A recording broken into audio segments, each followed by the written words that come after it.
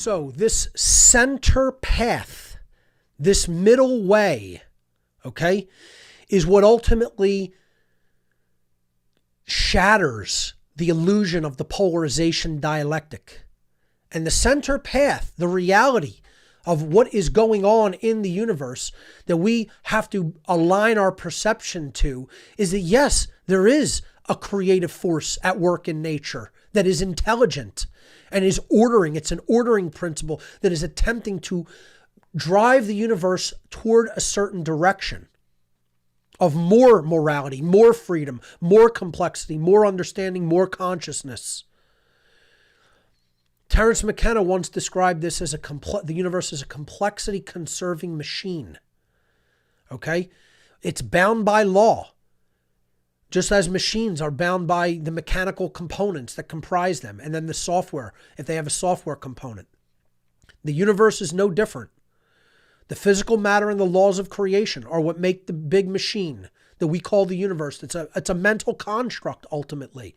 But there is a high-level, high-powered intelligence that runs the machine, that runs the clockwork of the machinery. And I call this worldview the worldview of simple deism. And again, this is not religion.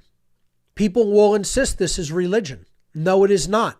And the only thing you have to ask yourself is, where did a physical law come from? To realize we know nothing about the origins of laws. Zero. Even myself. If you tell me where did natural law come from, I have to tell you it came from creation. So what does that mean? What does that mean that I know about where it came from? What are the characteristics of that? Well, it's intelligent, it's conscious, it's attempting to learn and grow and create new forms. But can I tell you what that law is, how it got put into effect, how that consciousness or intelligence put it into effect? No more than I can tell you what put the law of gravity into effect. That's not for me to tell you. Okay? This is what simple deism is. Simple deism means that laws exist in creation and man didn't put them there, a higher power did. And that's it. That's basically nothing more than that. It is a balanced worldview that far too often goes completely ignored in the dialectic war between atheism and religion, because they don't want you to understand this worldview. The simple deist worldview is that there is no separation between creator and creation. They are one. See, the religionist wants you to accept that the creator and the creation are separate. That's why it's religion.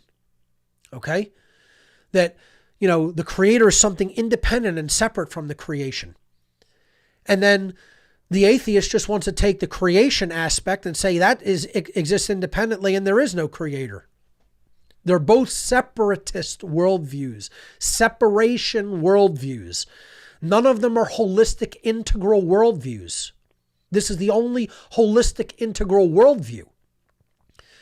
The deism simply means, it comes from the Latin root dei, which means God, where we get the word deity, obviously. Okay? So it simply means there is an existence of a higher power or creator. And if you're okay with the word God, use it. I am. I'm fine with that word. Many people are not. If you're not fine with it, use the word creator, use the word creative intelligence, creative force. I don't care what you use. Doesn't matter to me. Again, I'm not here to tell you what that force is. I'm here to help you explain that force put the laws of nature into effect that we experience and that we are bound by. And here's the main thing. People always talk about, there's no evidence. Wrong. There is evidence for a creator. The evidence of the creator may be scientifically discovered and known through the observable effects of the laws that the creator put into effect in the universe. We know the existence, we are able to discover the existence of the creator through the observable effects of universal laws. When you observe the effects and understand that they are quantifiable and knowable, then you understand something put those laws, which always work that way flawlessly or at all times and places, into effect in creation. Something had to put them in effect. And again, it doesn't matter what you want to call that force. You can call it anything you want. Neither the physical nor the spiritual domains take precedence over the other. In essence, they are one and the same. This is the spiritual domain. You're in it now. It's not in a hereafter. This is the physical domain. The physical domain is the body of God, if you will, the body of creation. The universe is that body. It is the spiritual domain. They are not different. They are one and the same. This is so impossible for people who are rooted in either an atheistic or a religious paradigm to even conceive of. They've never thought on this level, ever, once, for a day in their lives. And that's how the manipulators want it. That's how the controllers want it. They want that people can't think at this level.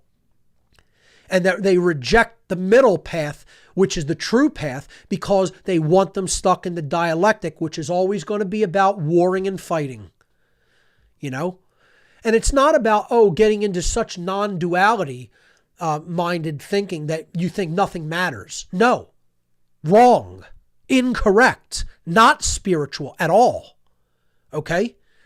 That's not what duality versus non-duality means. It means that seemingly paradoxical scenarios can be reconciled by getting out of the dialectic. It doesn't mean, don't take up the polarity of standing up for gun control because the manipulated masses want gun control. And then you're falling into a non-dualistic mindset. No, one thing is true and one isn't. See?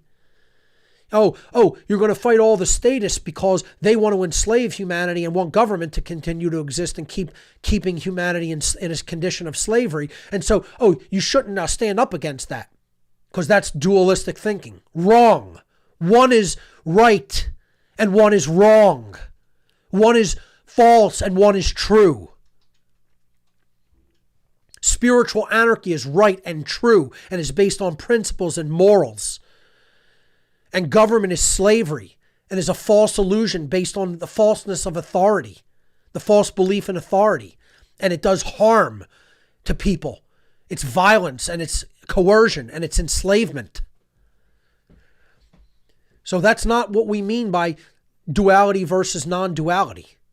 Okay?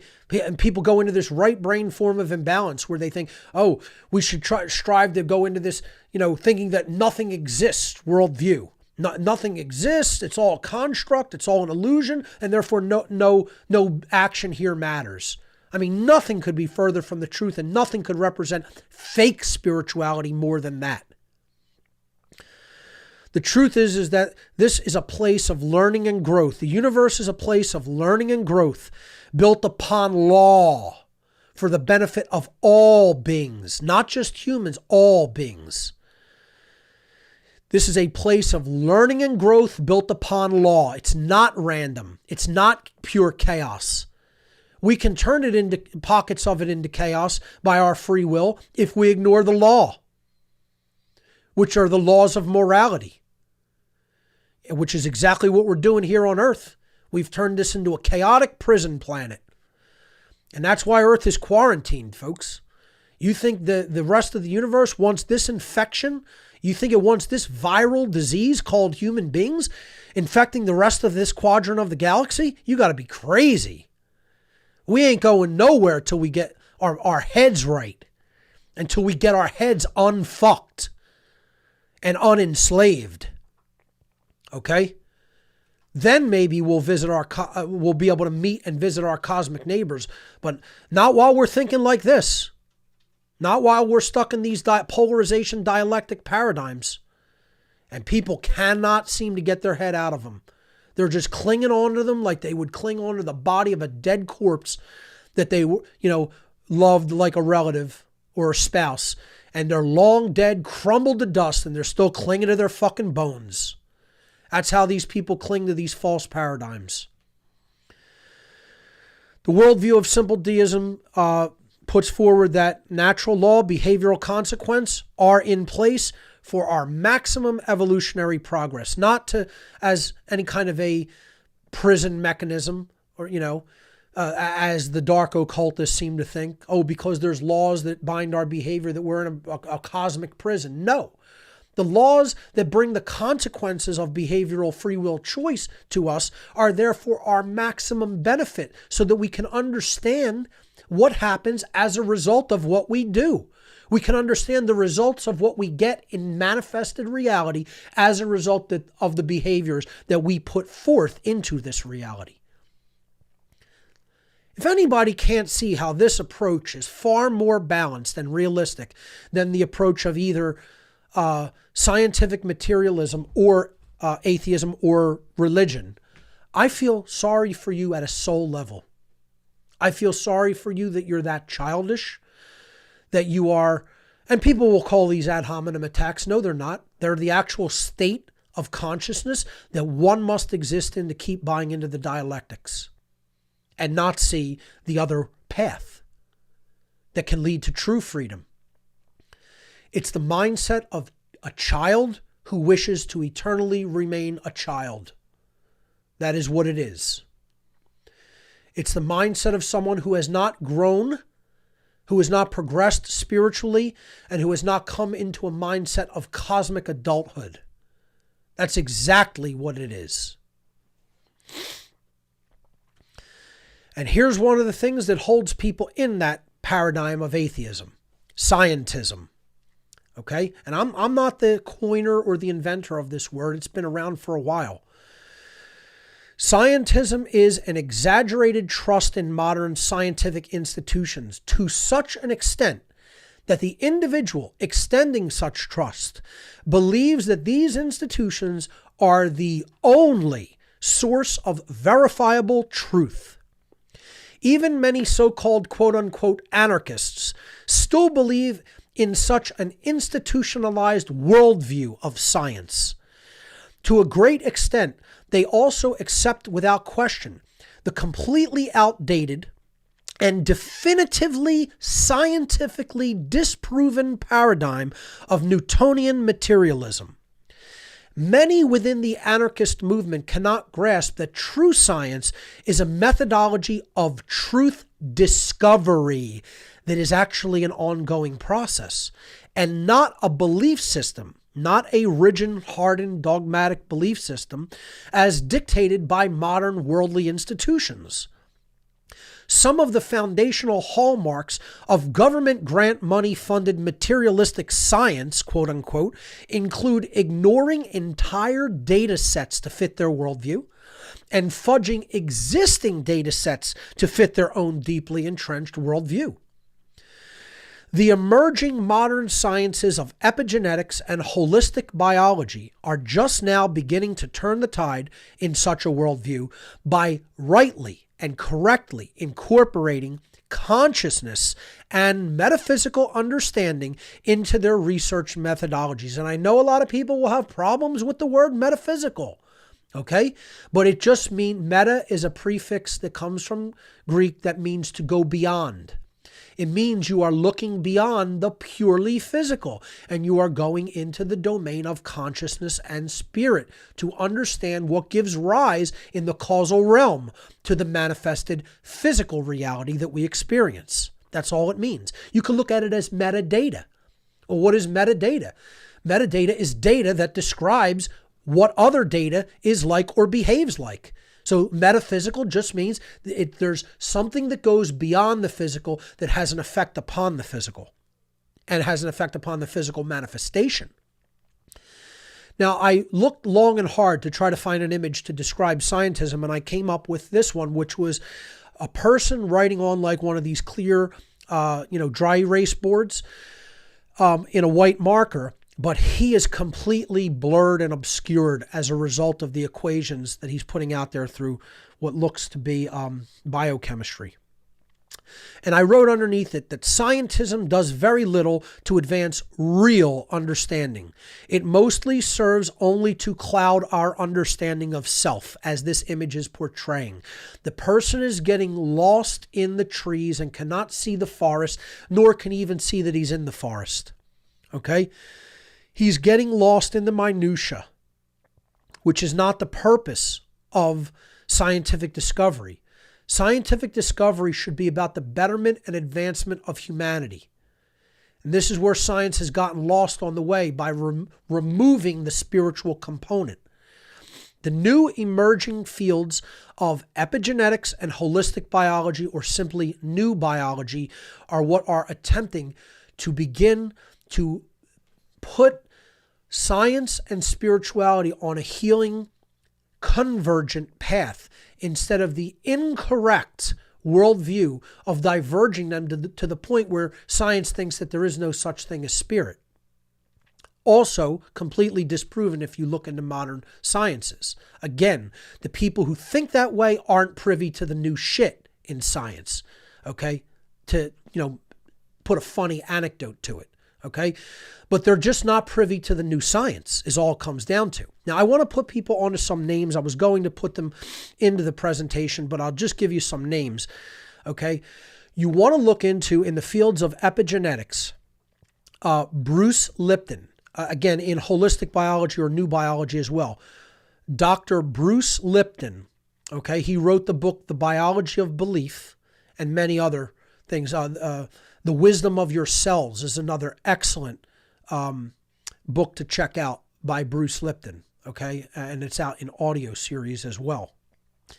So Bruce Lipton talks about epigenetics, the factors in consciousness that go beyond the genes. The genes do not control our reality or our experience. They are simply expressions that are actually activated through consciousness and the environment. And if those things can be changed, the expressions will change. Okay? It is not like the Newtonian paradigm of material reality when it comes to genes, of materialism. Okay? We are learning in new fields of science that it does not work that way. So many people in the older generations, beyond my generation, like even one generation older than me, are so stuck in that Newtonian paradigm that genes are everything. Oh, if your genetics are a certain way, that's just it. That's just it. You were dealt a bad hand of cards. It's not true. It simply isn't true. And the emerging fields of epigenetics and holistic biology are proving this. Now, another person you want to look at when it comes to epigenetics and spirituality being merged with modern science is Greg Braden. Greg Braden is also a great researcher. He wrote something I think called the God Code about the expressions in human genes, or the God Matrix, something like that. He has many books out. He wrote something called Fractal Time that I think is something that explains how consciousness can affect human outcome on a species-wide level, okay? And that how we are given choice points in time, and that our consciousness, if we learn and grow enough and we mature spiritually, we can change entire timelines, okay? That they are just tendencies for expression, okay? They are not set in stone endless cycles, as many people erroneously believe they are from their studies of, the Vedic yugas, etc., which are not saying that they are set in stone cycles. They are saying consciousness has everything to do with how they flow, okay? And then finally, Joe Dispenza, Dr. Joe Dispenza. He's worked a lot in the field of epigenetics, written many books. I highly recommend his work, especially, when it comes to understanding how the subconscious works and how, we have to do internal healing work upon ourselves and our own subconscious mind, because that's far more powerful and having a much deeper effect. See, it's the metaphysical part of the mind. We want to just look for consciousness in the brain. That's not where it exists at. Okay. This is like a receiver antenna, like a radio, Do you look for the person who's speaking on a radio inside the radio? Are you looking in your speakers connected to your, desktop computer for my voice? You think I'm a little guy inside the monitor? No, you realize that it's a signal being sent to the device. Well, it's the same thing when it comes to consciousness in the brain. We're using it as an antenna / receiver, a receiver / transmitter. And the subconscious plays an infinitely stronger, more powerful role than does the conscious mind, often in determining or in helping us to understand why we choose certain behaviors that we do. And this is what I talk about regarding shadow work. There are many people that will use different techniques in conjunction with shadow work, physical techniques, shamanic dancing, drumming, tapping, meditation, yoga. It goes on and on, sweating, extreme physical exercise, psychedelics. You can go on and on with the methodologies, forever. Okay. But it's about actually getting into the nested regions of the subconscious and changing how the conscious mind ultimately works, because that is part of the metaphysical domain. It goes beyond the physical brain. This is all part of epigenetics and new biology. And if you don't research those emerging sciences, I'm sorry, folks, but if you don't research those emerging sciences, you have absolutely no idea about what's really going on discovery-wise in science in the modern world. And you're stuck in a paradigm that does not incorporate consciousness, that does not incorporate the metaphysical aspects of our reality, okay? And therefore, it is taking an entire section of the world, an entire section of reality, and it is saying all of this is off limits for consideration when it comes to what is actually happening scientifically. And we can only look at this limited paradigm that only exists in the physical domain. When you look at it, is a sliver. It's a tiny little sliver in the visible spectrum and the auditory spectrum, okay, in what our senses and our instrumentations can pick up. What we say is a, quote, observable in the seen world is a sliver compared to what actually exists. I highly recommend David Icke's work on that topic, who has done a great job in explaining that the metaphysical reality goes far beyond the physical reality, is much wider. And this is what the world of occultism incorporates, okay? The definition of occultism is that we are looking into the unknown or unseen world, the largely unknown or the largely unseen. And that exists in the unseen realm far more than in the seen realm, so that it involves the incorporation of a much wider and larger worldview and a more complexified worldview than that which is ordinarily taken by the average human being. And the average human being defaults to one of two speeds. They either look at the simplicity that religion offers them because their minds are so simple they can't operate on any higher level, or they say, I'm going to dump all religion and become an atheist and say there's no such thing as spirit or consciousness at all. And both of those are childish worldviews that don't incorporate the totality of reality. They haven't looked far enough into what's really taking place in our world. Drinking a shallow draft from the Pierian Spring, at which point you will become brain imbalanced and intoxicated. And only drinking extremely deeply from the stream of knowledge will sober you again. Okay? And that's where most people fall short. They don't go deep enough in their knowledge and in their understanding. And that's certainly what scientism promotes. So, not that I could ever give enough evidence for anybody to accept it. So I decided I'm not going to try to push that on people. I'm giving you vistas and areas and avenues of research to go down, which there are endless. Once you start there, you can go into endless other areas of research. I've given you 4 names so far, actually 5, okay, where you could research for the rest of your life on the 5 names I've dropped in this one show, okay?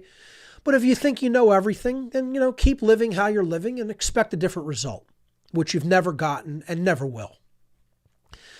Atheism is actually a religious belief that is completely inconsistent with the scientific method. Now, this is not me saying this. This is a Templeton Prize-winning scientist in physics saying this. Okay? I honestly think, this is Marcelo Gleiser. He said, I honestly think atheism is inconsistent with the scientific method. Atheism is a categorical statement that expresses belief in non-belief. That's a circular argument.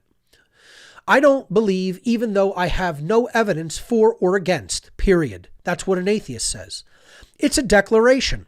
But in science, we don't really do declarations. We say, okay, you can have a hypothesis and you have to have some evidence for or against or for that.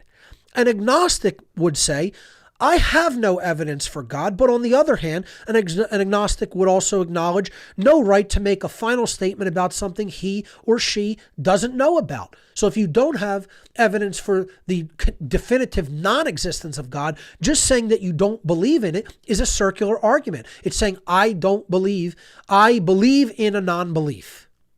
Okay? It's a circular argument. And he concludes by in this statement with the adage, the absence of evidence is not the evidence of absence. Okay?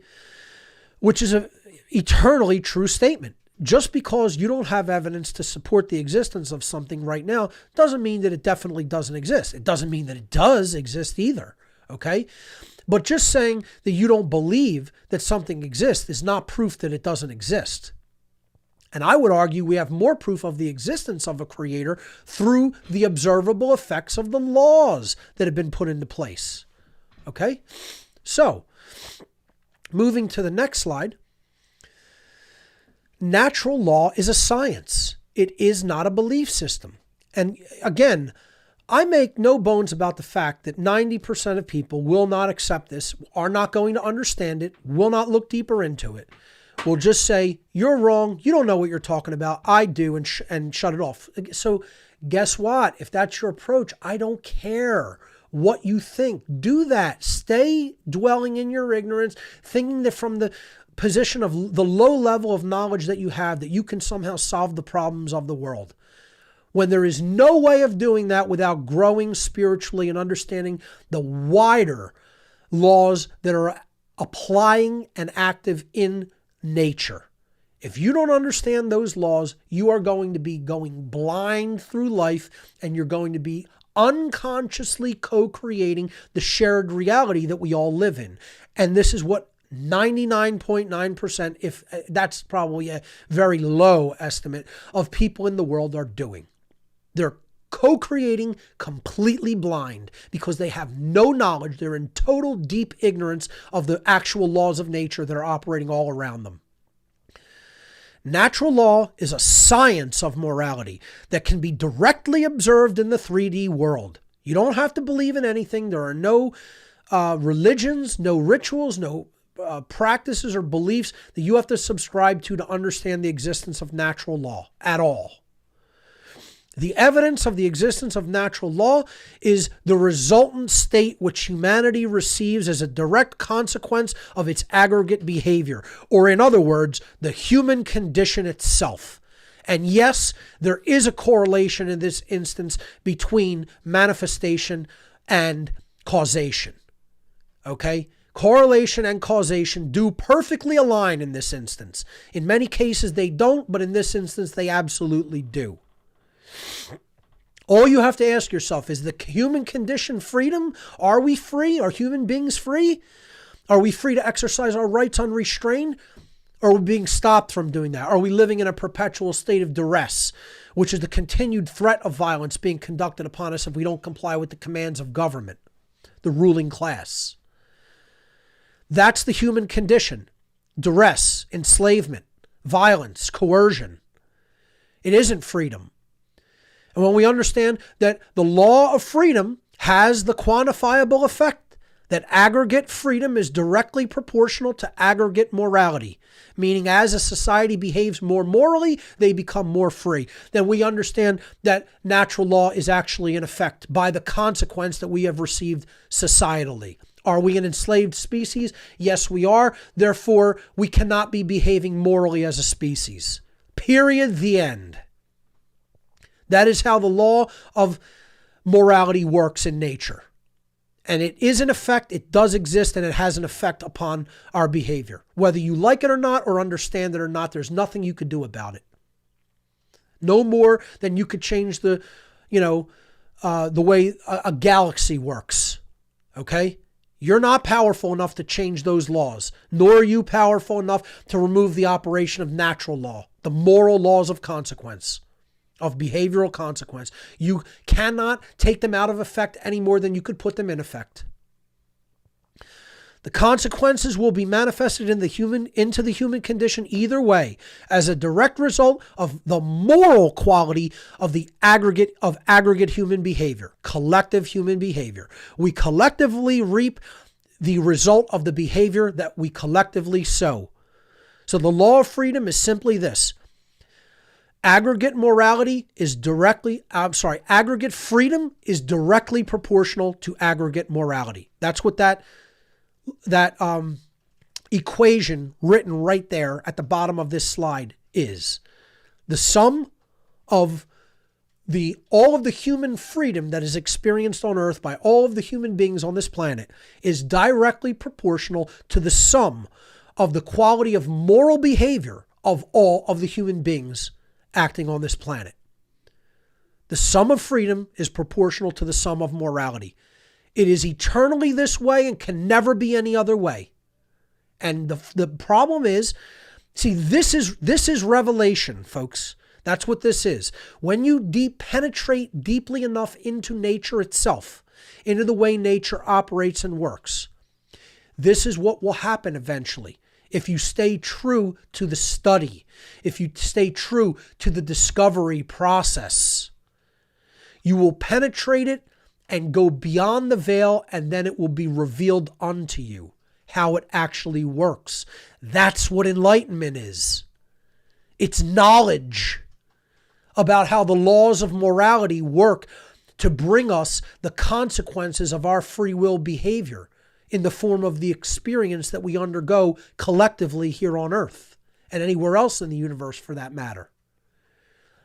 But human beings are so deeply entrenched in ego and ignorance that they refuse to even look into it to any extent, forget any penetrating extent. They won't look into it from a cursory extent. Moving to the next slide. This is one of the reasons that the word natural has been so co-opted and degenerated to a point where you can't even say natural law and have people understand what you mean by it.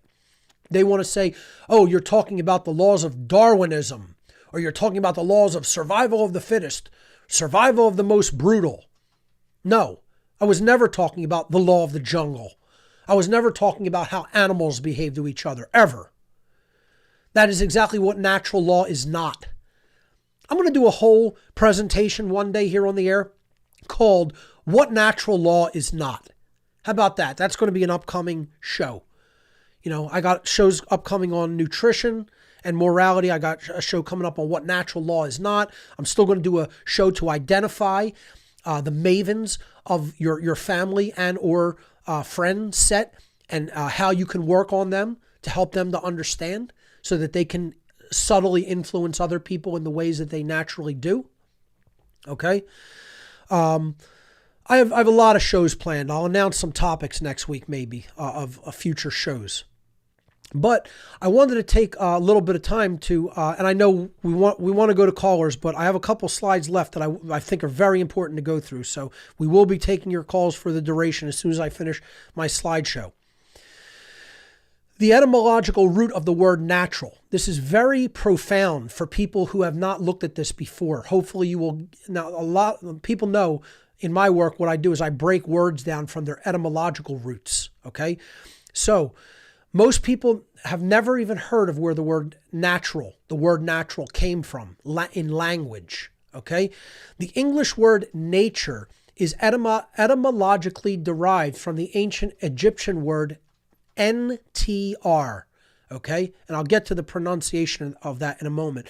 But if you transliterate that from the Egyptian, when they took it into Coptic, they actually spelled out the phonetic pronunciations of their words that were originally in hieroglyphs. It was transliterated as NTR, okay? And it meant God in the original Egyptian. It was symbolized hieroglyphically as a simple stylized flag on a pole, which represented a force which was known to exist through its observable effects, but difficult or impossible to see with the eye. Now, many people have also interpreted the symbol of NTR the flag on a pole to be an axe. And that is a alternative and, I would say, possibly equally correct symbolic way of decoding the hieroglyph, okay? Because it was a symbol of power and strength in the physical domain that could cleave things and could take them down to their constituent elements by breaking it down further and further and further. And this is what the force of nature ultimately does, if we are listening to it, if we are paying attention, okay? And it could help us to break ourselves down and get us out of ego. It can cleave our minds and get it out of the ego, you know? Because we're certainly in a state of a complete entrenched egoic mindset, which is holding us enslaved. And it needs to be broken down and broken down and broken down until it's undifferentiated and goes into unity consciousness to help us understand what the actual laws of nature really are. So, continuing with this etymological breakdown, NTR, the Egyptian word meaning God, was actually pronounced Netcher. Okay, there's the phonetic pronunciation there. Netcher.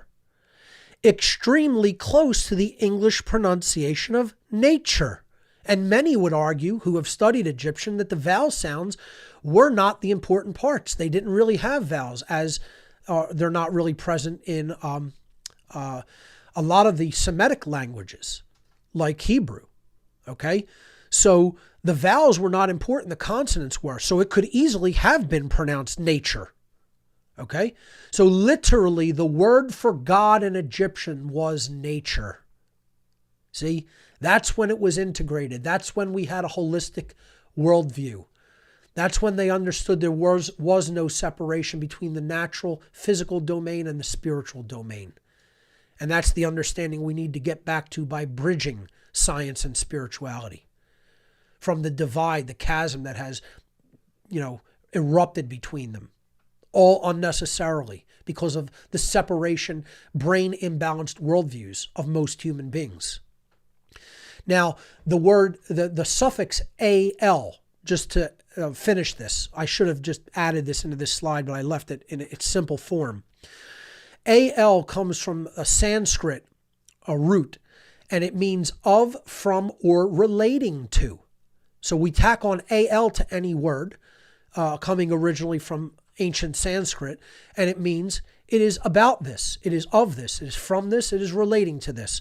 So when we take the word NTR, nature, God, and we tack on the root, the Sanskrit root al, natural, okay, it literally means of, from, or relating to God, okay, which is the same thing in the Egyptian language as nature.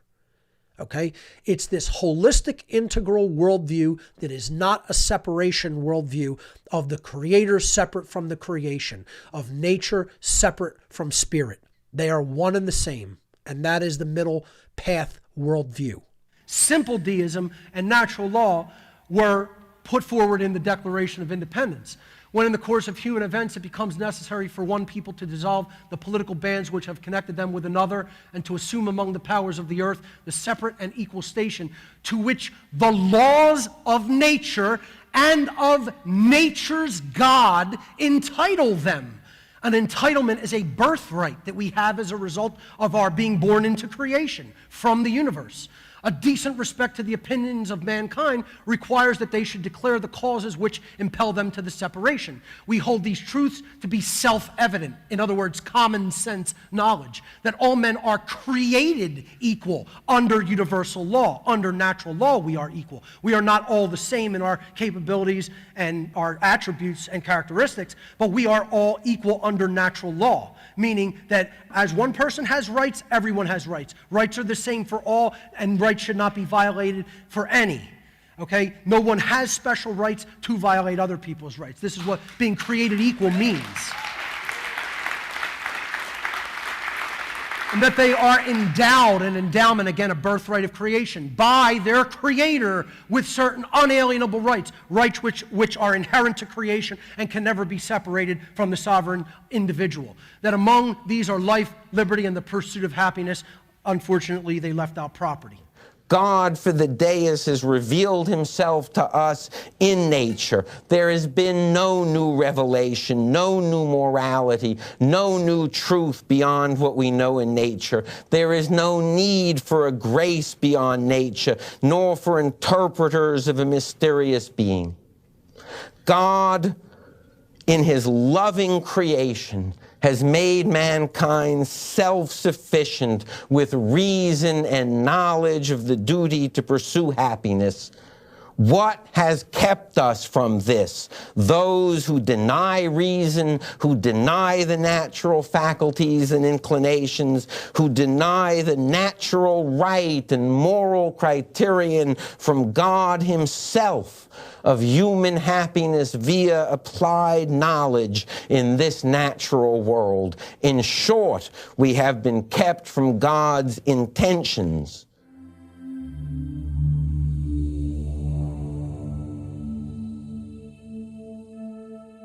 Okay, so today we're going to look at criticisms of natural moral law and just some of the debates surrounding it. So let's get straight into it.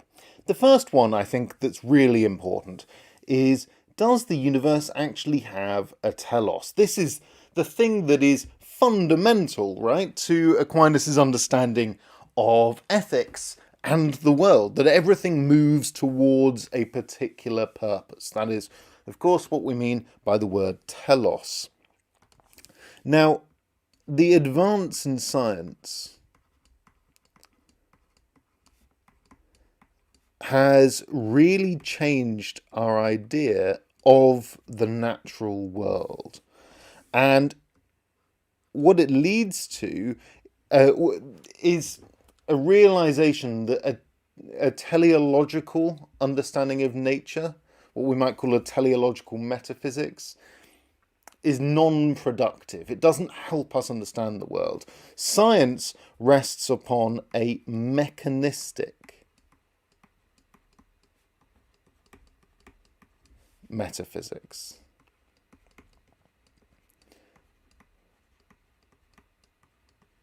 So that is essentially kind of the idea of there being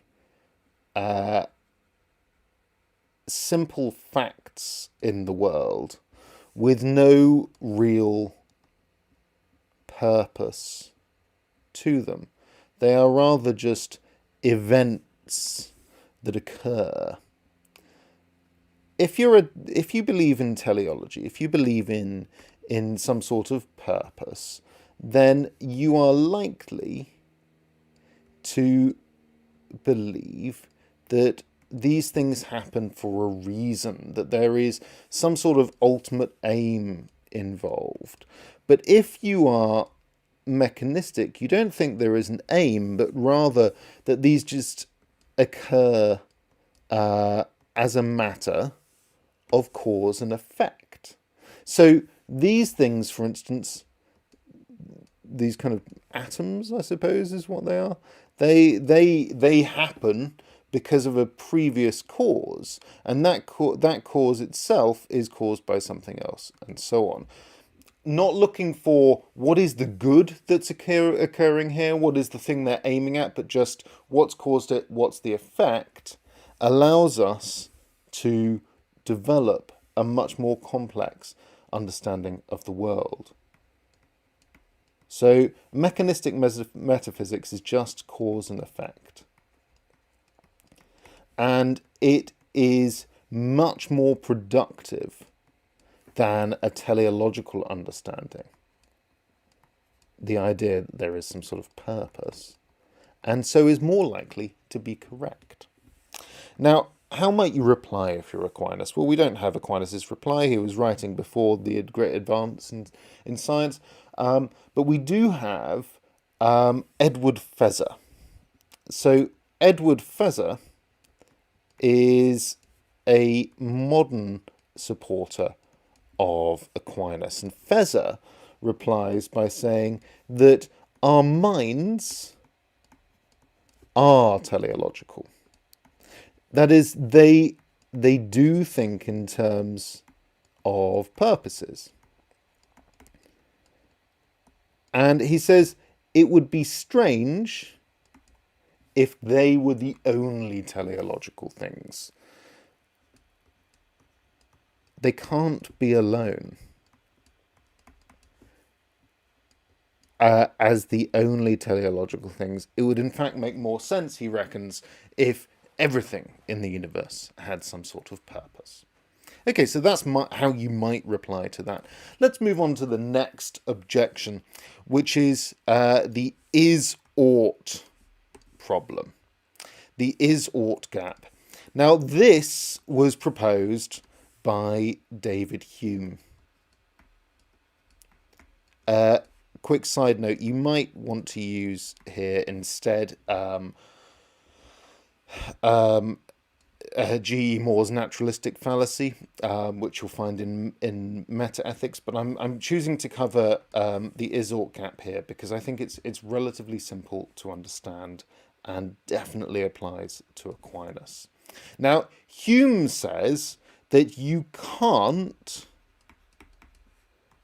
get an ought statement, so something that obliges you to behave in a particular way, like a moral statement, from an is statement. Now, an is statement is a matter of fact. So consider this as an example. Let's say that you have got an essay on natural moral law due tomorrow. That would be an is statement. That's a fact. If you don't hand it in, your teacher will be disappointed in you. Another is statement. If you do hand it in, you will get to understand natural moral law better. Another is statement.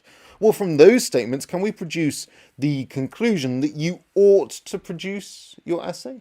No, not logically. Why not? Well, because you might not care about any of those things. Hume thinks you need the sentiments. A sentiment is essentially an emotion to move us from the is to the ought. So if your emotion is fear of disappointing your teacher or desire to academically enrich yourself or whatever, then we get the you ought to hand your essay in tomorrow statement from that. And of course, what's going on with Aquinas is that natural law is committing the is-ought gap problem. It's going from the is of, well, telos, this is the purpose, to the ought of bring about that telos or adhere to the telos. Well, what if you don't want to? Now, there are multiple ways to reply here.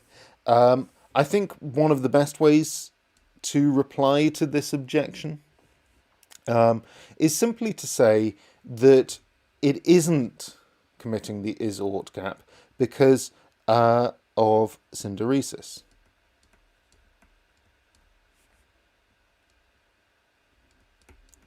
Synderesis, of course, is our inclination, so kind of a sentiment,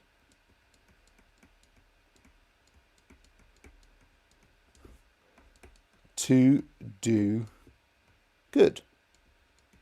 And that's how we go from the this is the good to you ought to do the good. Well, because we want to, because we naturally are inclined to do so. One final objection, and now this is an interesting objection because actually historically it comes way before Aquinas, but it's still in many ways relevant to this problem, and this is the Euthyphro dilemma, which was proposed by Socrates to the character Euthyphro. Socrates is on trial for his life when he proposes this, and outside of the court, he's talking to a young man called Euthyphro, and Euthyphro has taken his father to trial for murdering a slave. And Socrates is shocked at this idea because he thinks, of course, slaves don't have the same kinds of rights as humans. Lovely ancient Greeks. And so he asks, why do you think it's wrong to murder a slave? And Euthyphro says, well, because the gods have ordered it. And so Socrates, or really this is Plato, because it's a Platonic dialogue, it's Plato who wrote it down, gives us this question. Is something good because God commands it,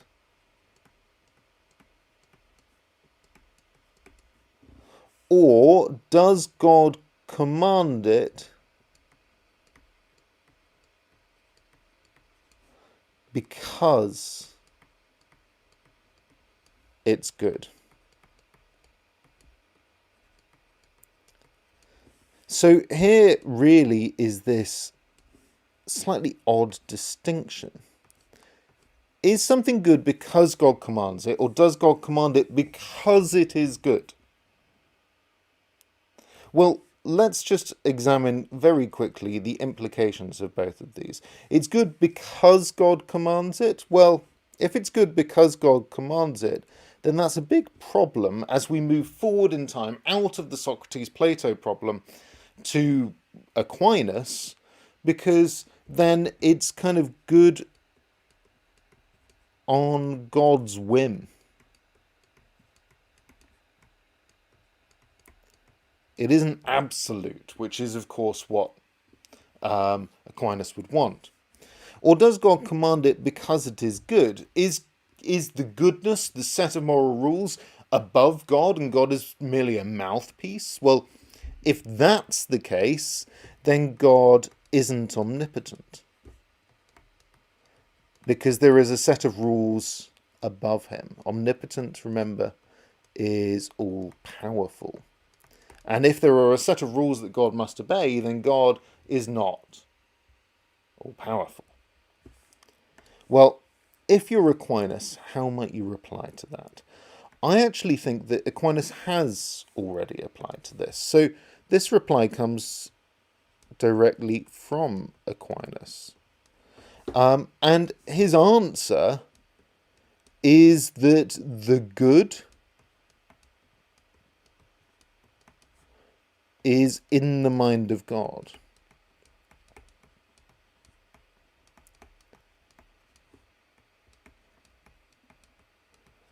Eternally and unchanging. Now that's significant, right? This is the eternal law. So it is good because God commands it, but it's good because it's already in God's reasoning. So it doesn't follow that it's based upon God's whim. It's rather this absolute set of things that must be true. This set of goods. And God commands it because it is good, actually. But that's the divine law, his interpretation of his own set of rules. So there isn't some set of rules above him that tells him how to behave. It is rather something that is already within him. So that's Aquinas' reply to the Euthyphro dilemma indirectly, that God is omnipotent, and it is not, the natural law is not based upon his whim, but rather is innate within his eternal and unchanging reason.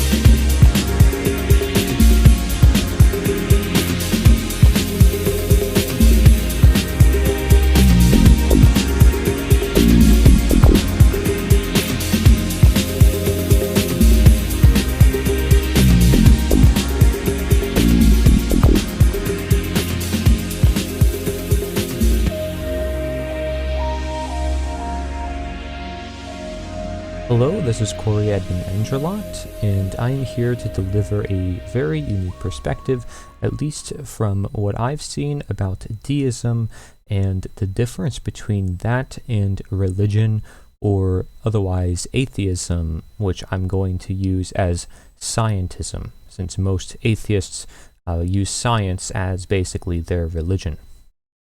So, I'm not going to give a deep analysis into religion or atheism, but I'm going to give a general overview.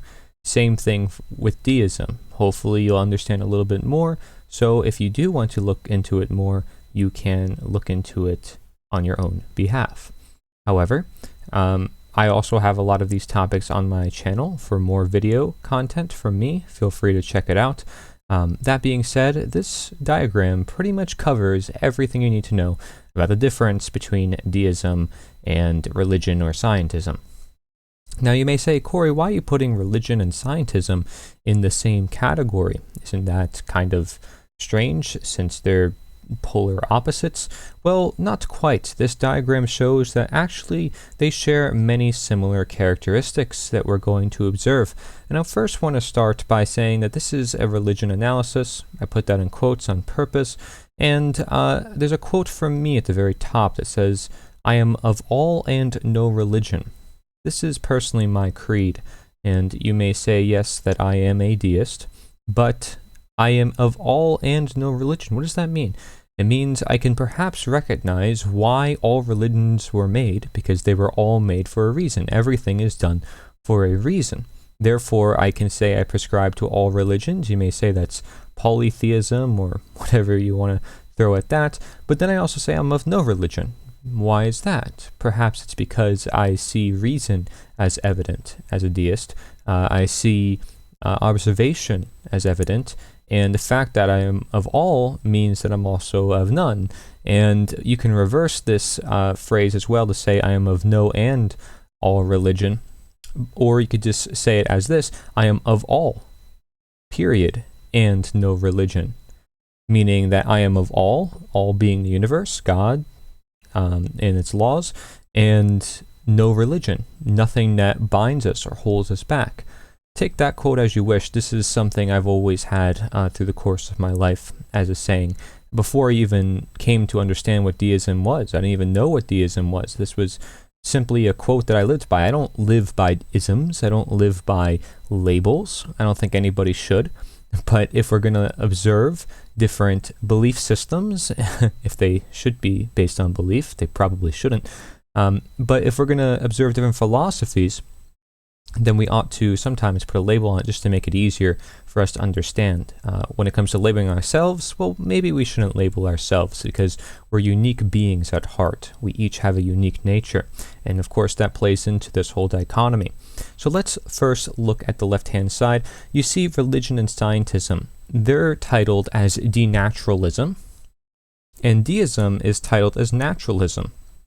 Now, some may say, well, are you really going to equate deism with naturalism? Well, if we break it down, deism basically means godism.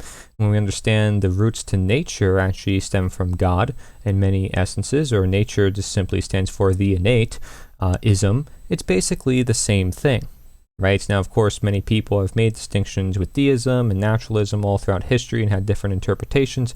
We're looking at the simple roots to this. The simple roots to godism, the simple roots to natureism versus the simple roots to what likes to reverse nature and what likes to restrict nature. May you see it. So religion and scientism are both unnatural religions, and they're religions of man. You say, well, how is science a religion? Well, if science dictates everything in your life, it's very much a god. Even if it's not a being, it still is an ism. You follow it. It's something that restricts your capabilities of reasoning and your ability to acquire knowledge or seek out experimentation for such knowledge. So deism is a natural religion, since of course we're referring to observing nature, and therefore it's a religion of nature. We're not looking at man-made texts. We're not looking at any of those type of things. We say, well, nature is the closest thing to God. It's God's art. It's This is the creation. If we're going to understand the most, we better understand nature, even if we don't use the word God. We don't have to. We don't have to use this or that or say this or that. Maybe it relies on our internal powers, our heart, our conscience, our reason. So it's natural in that regards. And so I'm just going to present both of these sides now. Religion and scientism is man-made words plus naivete, otherwise known as naiveness, and skepticism. So it could be either or, naiveness or skepticism. Now notice, of course, I'm talking about religion and scientism. So religion, people can be naive into saying, well, God controls everything, so my actions are useless. I should just follow the Bible, follow this book, this scripture, this revelation, whatever you want to refer to it, history book. And science does the same thing. Refer to this academic, refer to this title of a study, refer to this type of philosophy. It's skepticism also if they dispute and say, well, my religion is the best, this science is the best, no, you're wrong about that, right? And they use a lot of man-made words to represent the natural world instead of it having it come from the natural world itself. So people are getting basically a middleman speaking on behalf of nature for them, rather than the encouragement of their own natural facilities to seek out nature. Think of it as giving someone food versus teaching them how to grow food, or telling people what to think instead of how to think. Now, on the other hand, we have deism, which is understanding how to think, understanding how to grow your own food, essentially, one and the same. You're nourishing your own nature with nature, and you're being encouraged to, if any, by other teachers. They're not telling you what to do. They're not saying you have to follow or else. They're giving you reason, and therefore you're using your reason, and you have such a reasonable extent to also follow them, and you see it reasonable, the outcomes that you get. So reason is within every part of the equation, because that is essentially natural law. It is also the message I say, nature is the answer, that's NITA, because you use that as a guide within your life. Otherwise, conscience is your guide in life. You use morals, and these morals come from your observation of the effects of harm within the universe, of the effects of chaos and order. Where does that come from? How does that manifest? Is our current world of freedom or not? Therefore, we use reason upon that to understand what natural law is, and natural law and conscience are basically one and the same, interchangeable, and for one another. Reason could also just be called knowledge, because when you seek out observation and you seek to know, then you will know. You will know more, certainly, than the side that says religion and scientism, it must be a certain way, it must be done a certain way, it must come from this certain source, etc. Now, we don't just have reason in deism. A lot of people like to mention reason, but if it was just reason, then it would just be natural law, it would just be reason. Now, you may say, yeah, that is what deism is. You don't have to have faith. I agree. It doesn't have to you don't have to have faith within this system, but there is some level of faith always involved. And that is because you want a better world. You're in this system of deism, you're in this system of using natural law or using morality for some sort of greater reason, which is where faith comes in. So you can try to optimize your output. That's where optimization comes from. So that way you know what you're doing is right, and therefore you have faith that everybody else can also do the same, and that the world becomes better based on your understanding that what makes it better.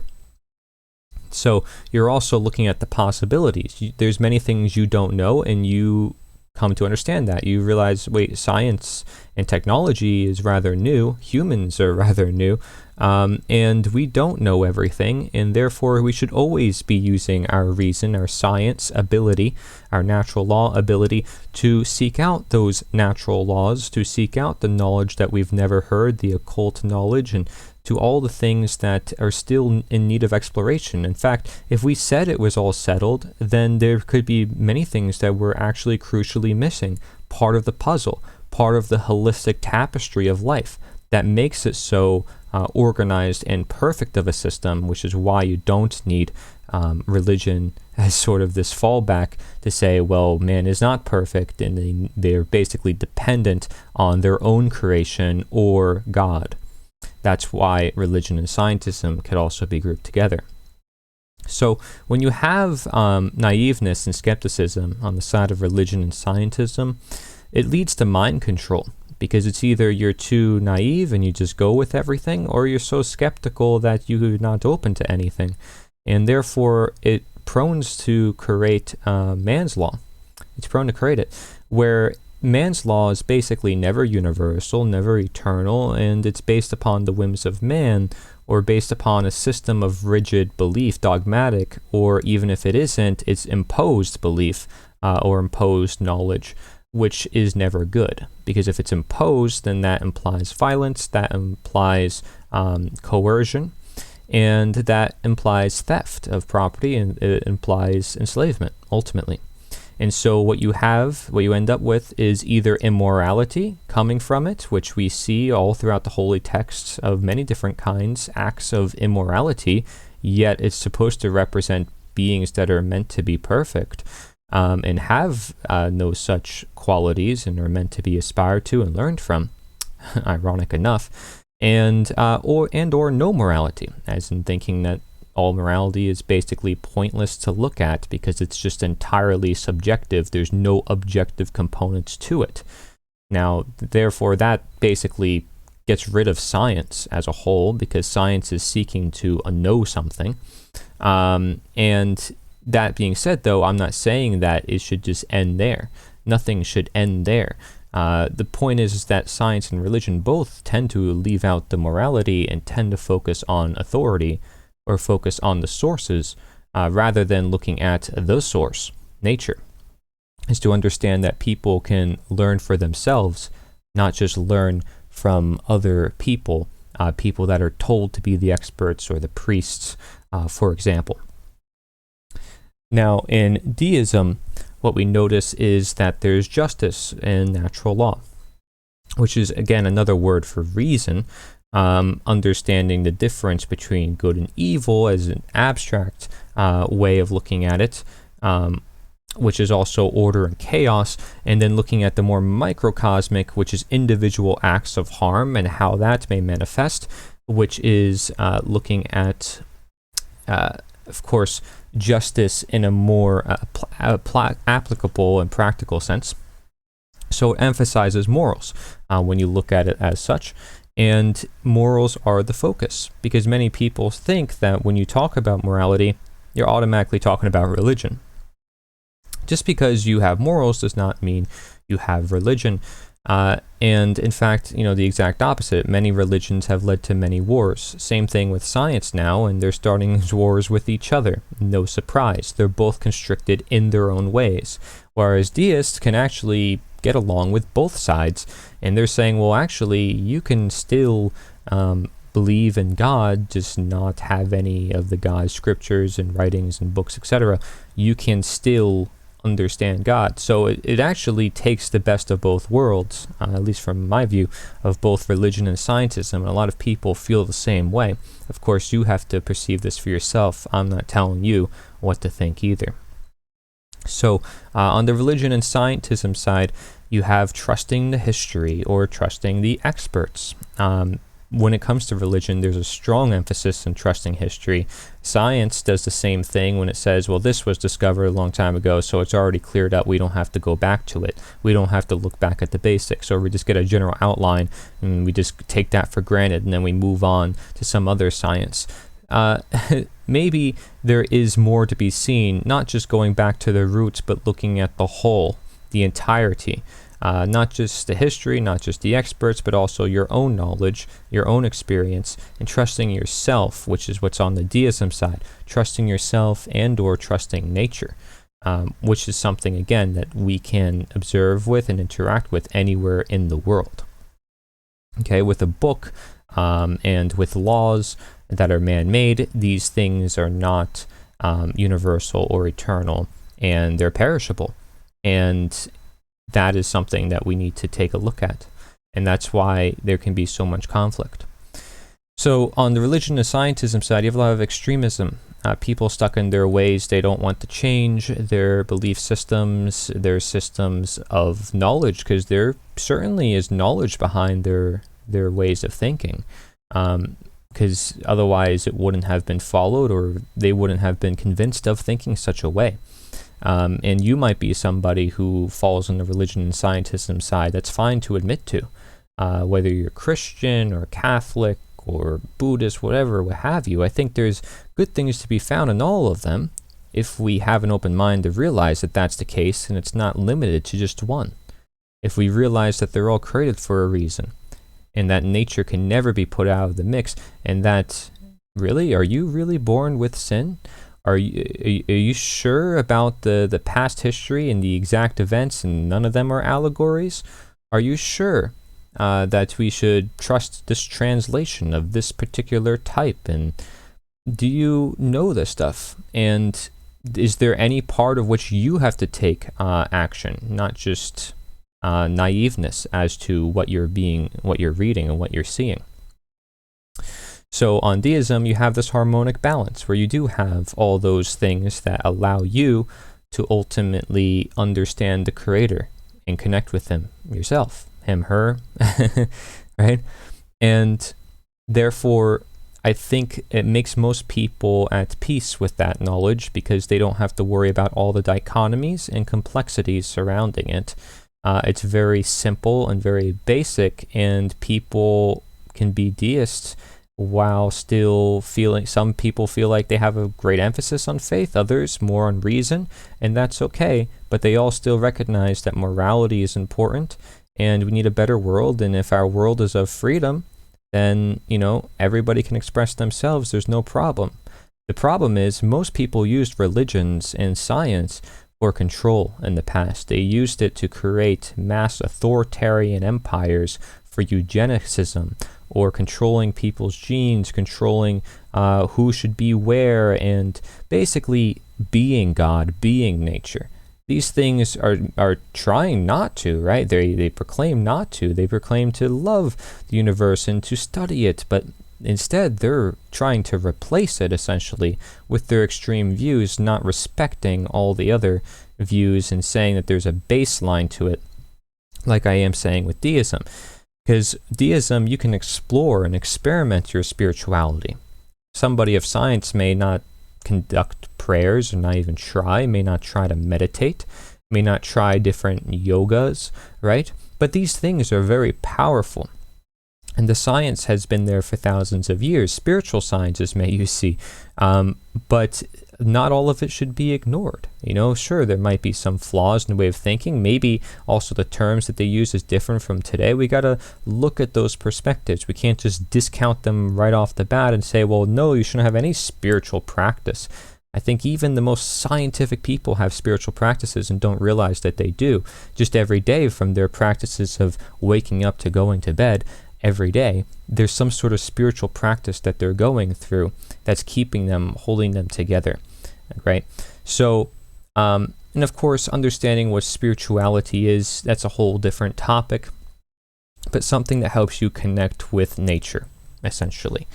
And when that's being dictated of you, are you really connecting with nature? And do you really feel special or unique in that regards? Do you feel like you're a part of the equation or just another robot following orders, doing what everyone else is doing, or of a certain kind, basically in your own little cult? Now, the religion and scientism side deals with restriction and or government. Of course, this makes sense since there's mind control or man's law. Everything based on it is basically a twist or a denaturing of what was natural, because we're taking, again, observations from nature, putting it on paper or reversing it and modifying it to fit human goals, perhaps, or agendas. And that can alter the individual's view of understanding nature is the answer, understanding their own connection with nature. So with deism, you see there's this freedom, which is also known as nature, innately within the universe, not just by natural law understanding, but understanding that you have choice in this life because you have reason, you have that ability. So the Creator essentially allows you to be self-sufficient and be able to express yourself and fight for your freedoms because you are to. Just as every animal wants to be free in this world, freedom is something that we should hold dear, just as we should hold dear truth. But how much are these concepts talked about in religion or science, right? If anything, they want to restrict it for certain means, certain purposes that they think are well fit to impose upon everyone else. So they're seeking a form of mind control. They're seeking a form of government, of an enslavement, of saying this person knows better than you, and therefore you should be subjected to their will. And also, deism is known as, can be also summed up as abolitionism, because it's getting out the things that don't belong and wanting people to be free. Essentially, I think that's what deism comes at heart to be, because deism, through Thomas Paine's works in particular, and a lot of people of the same time era, in the 1800s, in the 18th century, basically talked all about how the modern religions, and Christianity included, are basically separating people, causing divisions, and limiting people's ways of thinking, and not emphasizing morality. And when you combine all these factors together, it just leads to a lack of freedom. It leads to authoritarian control, or the want for authoritarian control. And when people want to use the word abolitionism, like they did in the 1800s, William Lord Garrison also, used the words laws of nature very often. Many abolitionists did, Lysander Spooner included. He's also a deist.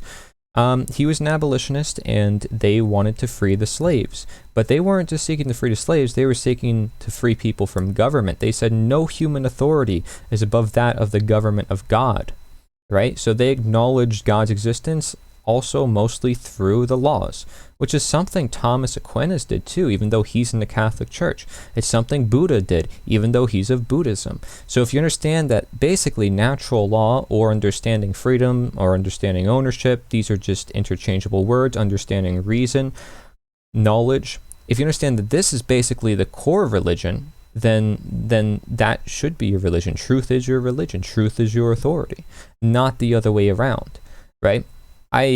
You've played games before, you've played video games, watched movies, and you see all these religious places.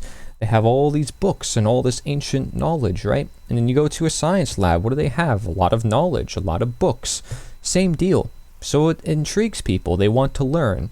But how come their learning is only from schools, religion, or science? How come it's not to expanding toward nature, or to their own knowledge, their own observations, their own nature? And this, again, sums it up. There's a lack of deism in the world, or at least they haven't been exposed to it to understand it and put into application, and they've been raised in a system since day one, since they came into this world, of scientism or religion one way or another, and their families may have been super strict about it too, or their culture may have influenced it a lot as well. So nature is always left out of the equation, and when I say nature is the answer, I always intend to bring it back into the equation to say man is not the answer, his ideologies are not the answer, my words here are not even the answer. Don't take my word for it. Look out in nature, make your own observations from a purely basic, beginner's mind, essentially. And so what we have, understanding God or understanding nature, is the real quote-unquote government, which really isn't any government. It's self-government. You own your own mind. You own yourself. You don't own anybody else. What gives you more rights than anybody else? Everybody's a human being. Again, abolitionism, recognizing that people are free. They're meant to be free. Abolitionism is probably the best word we can use, another word that completely goes unknown in the modern age. It's not just looking at republicanism versus democratism and what's the best form of government. No, it's not, none of that. Looking at the basic roots of it is morality, abolitionism, for abolishing what's fake and integrating with what's real. So we want to understand real science, not fake science in the sense of scientism, where it claims to have science, but it's limited to only science. So how is that science? Science is constant experimentation, constant questioning, looking at all the variables included. Religion was created for a reason, but reason and truth should be people's religion. So if we understand this dynamic, then this all will come together, and you'll understand more as to why this diagram was created this way. When religion and scientism speaks, it often speaks as if it's the only means, and our way alone, our way or the highway, and no other way is going to get you to the knowledge that you want. You have to go through their means, and therefore go get a college degree, and if you have a degree, you're seen as credible, and you can work here and there and there, and they fit their system around this projected way of living, so that way more people can buy into this dichotomy. So by no surprise is this common, religion and scientism, because the world we live in now is full of governments, full of man's law, a lack of morality, of teaching morality. People don't want to put the work into that, the work into putting their own reason into understanding morality, right? And so it's completely left out of the equation. And then people ask, well, what about subjective versus objective morality? Guess what? It doesn't matter. What matters is that you're thinking for yourself and getting your knowledge from nature. That's all that matters. Objective and subjective are, again, tricky terms meant to create a dichotomy, and something that is just another tool for division and confusion, which we do not need in today's world. Let's just understand that we all have the ability to make choices, and we want to make the most knowledgeable choice based on knowing about our actions. That is natural law at heart. All right. Now, the base nature of religion and scientism is the base nature of all unnatural religion, which is deconnecting you again from nature. And it's a construct or constrict. I like to put those two words together because a construct constricts, and therefore claims that authority is truth. And since there's no morality in that truth, it is ultimately enslavement. So authority is enslavement, because that is the truth to what authority is. There's no such thing as authority. An individual like me is just a fellow human being. An individual like you, you're just a fellow human being. We don't have more rights than one another. We're all equal. And again, you may say natural law proclaims this. God created you as such. However you see it, yes, we're not supernatural. Humans are not angels. And therefore, what gives us some super ability to rule in the first place? It's not that we have to be angels in order to have no rulers. We can still have rules without rulers, and therefore be ruling ourselves. But again, this requires work on part of you, the teacher, and the individual yourself, to understand that and put into application. How many people are going to put that work in? And therefore, yes, there is an emphasis on the action that you need to take, which is why I talk about it so much and why I created the website nita.one. All right. Now, the base nature of deism is all natural religion. Well, if it comes from nature, it basically has a base nature of deism. That doesn't matter whatever religion it is, it's all created for a reason. Therefore, they're all justifiable to their base nature. Meaning before they become too corrupted with too many man-made words and too confused where the teachings are of a particular type and they're imposed and they're restricted. No, when they were a knowledge shared and just for awareness, not an ideology also where people have to identify with it, just a sharing knowledge, a philosophy, like we do with many other things, and not something that's political or something that is religious or extreme, okay? That is what makes it a natural religion, but at heart a deist religion, which is not really a religion at all then when you come to deduct it enough. It's more so just a philosophy, which is way better than any religion because it involves knowledge and not blind belief, not faith, but reason. So natural religion is anything that's connecting right? And the biggest thing here is faith and reason. You're connecting these two, and you're connecting yourself with nature, and you're not just connecting yourself with another person, you're connecting yourself with the source itself. So again, directly, Godism, not some other ism that's supposed to proclaim this. Now, truth is authority, not authority is truth. And because we have empathy, because we have conscience, because we have the ability to feel and understand, we have knowledge, we have reason, we have morality. And if you want more perspective on unnaturalism or denaturalism, unnatural religion, naturalism, these words, nature versus denature, of the sort, I would refer to my charts and my videos on the nature dynamic, part 1 and part 2. Part 1 in particular goes over that, and part 2 goes over how you can know the nature of any particular thing. These are, of course, my own philosophies. If they come of any help, then great. If you thought this was helpful, then feel free to share it with others. Thank you very much. This is Corey Edmund Engelot. Nature's the answer.